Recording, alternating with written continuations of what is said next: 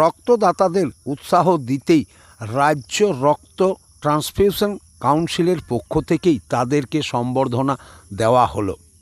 বিশ্ব রক্তদাতা দিবস কিছুদিন আগেই পালিত হয়ে গেছে, আর সেই উপলক্ষেই সেই রক্তদাতাদেরকেই আজ বাঁকুড়া সম্মিলনী মেডিকেল কলেজে আনুষ্ঠানিকভাবেই তাদের সম্বর্ধনা দেওয়া হলো। আর সেই সম্বর্ধনায় পেলেন বাঁকুড়া 1 নম্বর ব্লকের পুয়াবাগানের মধুসূদন ডাঙ্গর। তিনি এক কথায় সমাজসেবী, তিনি মানুষের সর্বদা পাশে থাকেন এবং তিনি মনে করেন পদ না থাকলেও মানুষের কাজ করব বললে করা যায়। তিনি তা আবার প্রমাণ করে দিলেন এই সম্মান জ্ঞাপন অনুষ্ঠানে উপস্থিত থেকে, এবং তাকে সম্বর্ধনা দেওয়াতে তিনি খুবই খুশি। বাঁকুড়া এক্সপ্রেস টিভির মুখোমুখি হয়ে তিনি জানালেন তার ছোটোর থেকে ইচ্ছে ছিল মানুষের পাশে থেকে মানুষের কাজ করার, তাই তিনি এই রক্তদান বিষয়টিকেই বেছে নিয়েছেন। যে দানের কোনো তুলনা হয়নি সেই দানেই তিনি ব্রতী হয়েছেন।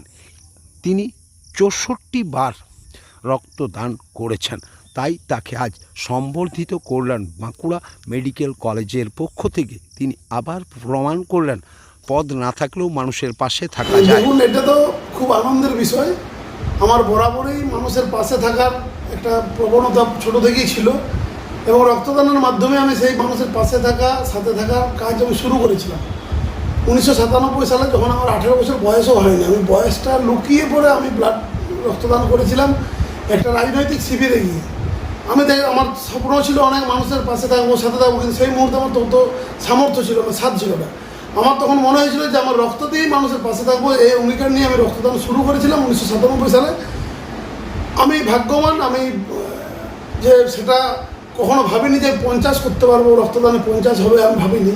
আমি দেখতে আস্তে আস্তে করে আমি দেখলাম যে আমার 50 হয়ে গেল।